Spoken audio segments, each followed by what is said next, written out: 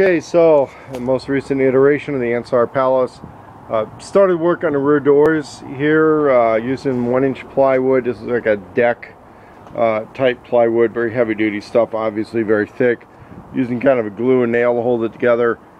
I had to do a correction on this after it was partially assembled of cutting it, reducing the length so that we would get, you know, a lot more evenness when these are closed. And they can be secured from either the inside or the outside when they're closed. I've got a little bit of sag on one of them, which we'll be able to draw that up with the latches hopefully, or maybe repositioning a hinge a little bit. But the shape of it holds it. And in doing a lot of work using a lot of glue filler around the corners, and of course the thin panel stuff gets stapled in place, and then once the glue really cures, the staples aren't really as relevant, but they do help in case the plywood starts to delaminate. And that's the difference between the outdoor and the indoor rated plywood. Is the outdoor rated stuff has a glue in it that is less likely to delaminate in wet weather. So we use a thinner outdoor plywood for the larger flats. Some of the corner stuff is an indoor rated, so I'm sealing those edges with glue even before they get painted. And it's really thick stuff, so it starts to delaminate. We can put some glue in there, we can clamp it back together. I think it'll be just fine. We're also going to use additional hinges. I don't think those hinges are going to be really strong enough to hold the weights of these doors, because each door is really a moving cabinet. And the way this is going to work, it's going to have another little cabinet door here, kind of a flat spot here. The way this works when they're closed, you'll see there's a gap. That when this hits, there's a gap down here. That's because we're going to have a little folding table type of thing out here. And when that table's folded up, that's also what keeps the doors open. So there'll be cabinet doors and storage here. And so if a person stands in this little area, they have like a little alcove to work with. Now, what they're not going to have is a rain shade or anything up here, so we're still going to have to figure out something to do on that. But we also got to be wary of adding too much weight to the rear. We need to have our balance a little bit more forward on the bias. This metal looks thin, but it's not. I mean, it's actually pretty thick as aluminum goes. It's a pretty good heat sink as far as the sun getting out. It's very warm to the touch in the sun. But then we've got the ceiling insulated now. And of course the seams here were welded, but I was running into some real problems with the contamination in the welds on the welders. So we're sanding those down where, you know, they have pits and they have some messiness in those welds, but when we start putting a sealer and a glue on there prior to painting, I think it's going to be pretty good. Front, I don't want to show it yet. There was some stuff that was kind of uneven. We're going to correct that with trim. The big push on this though is to make it nice. Okay, it's not going to be large. We're obviously on a budget, but we're not concentrating on building it from trash. There's a small amount of salvage lumber in this, but most of it's brand new stuff that came from Home Depot and Lowe's.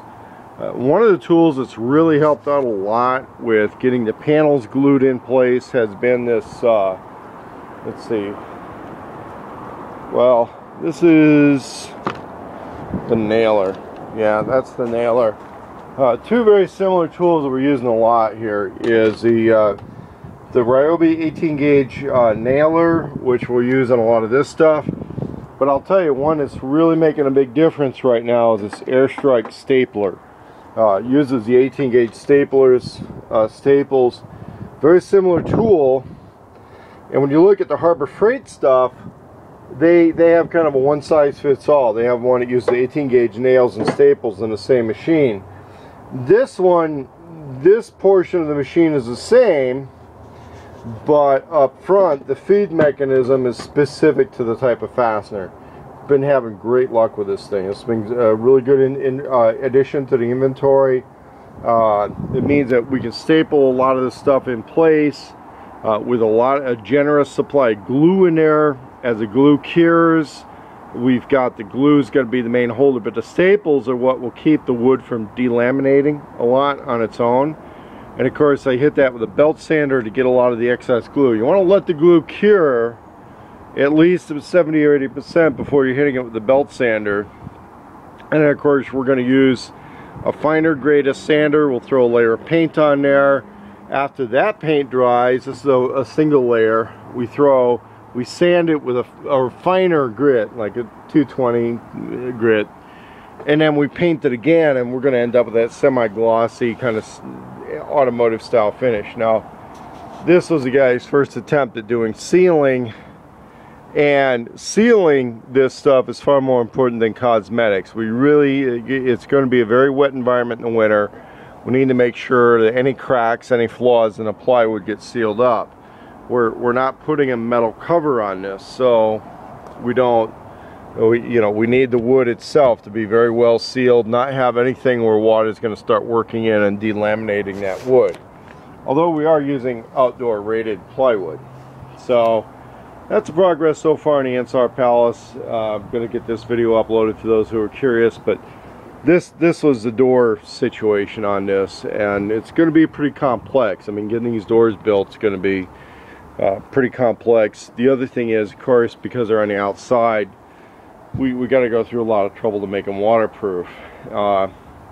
What's interesting is they've kind of inspired me to start thinking about building a boat, because a lot of the work with building a pontoon would be very similar to this. And of course we're using a belt sander to smooth all this down, so getting them up here, getting them built, getting that wood up there, and then getting the glue in there to really shoved into all those cracks and corners, that's more important than precision, because we can use a belt sander to get things to match and look good and be good enough to paint.